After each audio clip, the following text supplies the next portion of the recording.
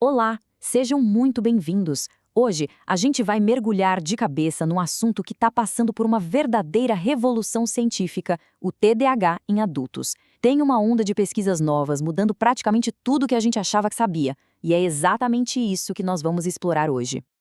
Então, vamos começar com a pergunta que não quer calar. Quando a gente pensa em TDAH em adultos hoje, qual é a primeira imagem que aparece na cabeça?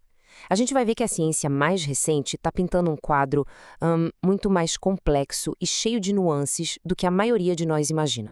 O ponto de partida é esse aqui: o contraste gritante entre o mito e a realidade.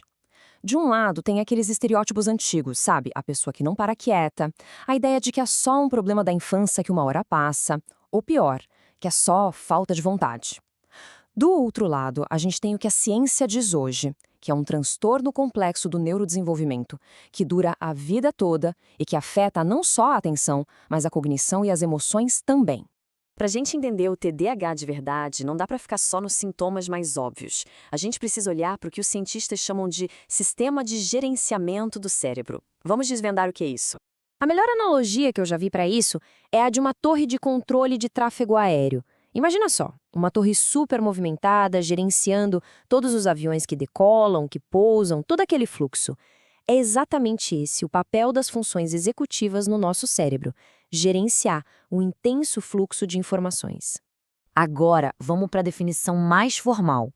A função executiva, com base em várias pesquisas, é basicamente o nosso conjunto de habilidades mentais para organizar, planejar e executar as coisas. É como se fosse o nosso CEO interno, sabe? E é justamente aí, nessa torre de controle, que o TDAH apresenta seus desafios mais únicos.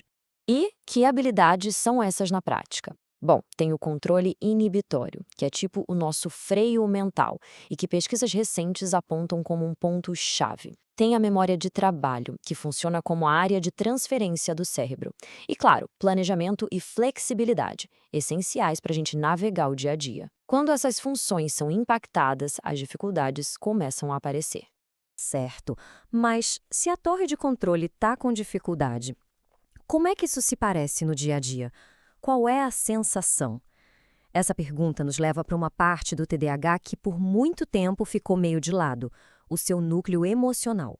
E essa citação aqui, nossa, ela é muito poderosa. É de uma grande revisão científica de 2023 que afirma com todas as letras que a desregulação emocional não é só um efeito colateral.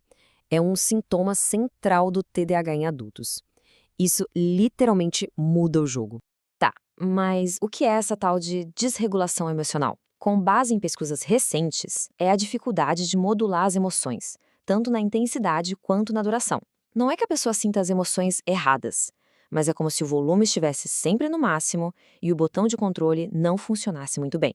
Essa tabela aqui ajuda a traduzir o termo técnico para a vida real. A baixa tolerância à frustração, por exemplo, é quando um e-mail com uma crítica pequena pode parecer o fim do mundo. A impulsividade emocional, que leva a reações, bem, explosivas, e a tal da labilidade de humor, que é se sentir no topo do mundo num minuto e no outro, lá no fundo do poço. Ok, agora vamos conectar os pontos. Como é que esses desafios internos lá na torre de controle e no sistema emocional acabam se transformando em consequências bem reais no nosso dia a dia? E a ligação é direta. Uma pesquisa bem recente de 2024 mostrou uma linha clara entre os déficits na função executiva e o burnout no trabalho em pessoas com TDAH.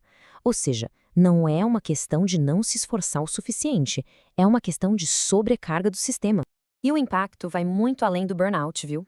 Outros estudos mostram dificuldades em prever o sucesso profissional, desafios enormes no desempenho acadêmico na faculdade e, como aponta uma outra revisão, uma falta chocante de suporte adequado no ambiente de trabalho. A ciência está basicamente documentando o tamanho do problema. Mas calma, a história não acaba aqui nos desafios.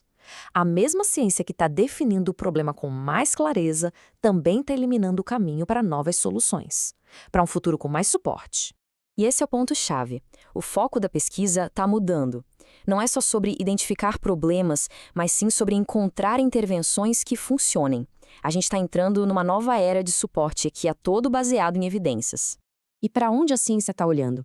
Bom, Aqui a gente tem um vislumbre bem fascinante do futuro. Tem estudos sérios sobre estimulação cerebral não invasiva, treinamento cognitivo pelo computador, intervenções baseadas em mindfulness e até o uso de coisas como ruído branco. É um campo de pesquisa super vibrante e diverso. Então, para a gente fechar, o que tudo isso significa? Significa que a nossa compreensão do TDAH em adultos está ficando incrivelmente mais profunda, mais nítida. A gente está deixando para trás aquela caricatura antiga e finalmente enxergando um retrato muito mais complexo e humano. Isso tudo nos deixa com uma pergunta final, que é fundamental. Se a ciência está nos dando um mapa muito mais detalhado do cérebro com o TDAH, o que a gente como sociedade faz com esse mapa? Como podemos construir ambientes de trabalho, escolas e relacionamentos que não só acomodem, mas que de fato permitam que essas mentes tão únicas possam prosperar de verdade?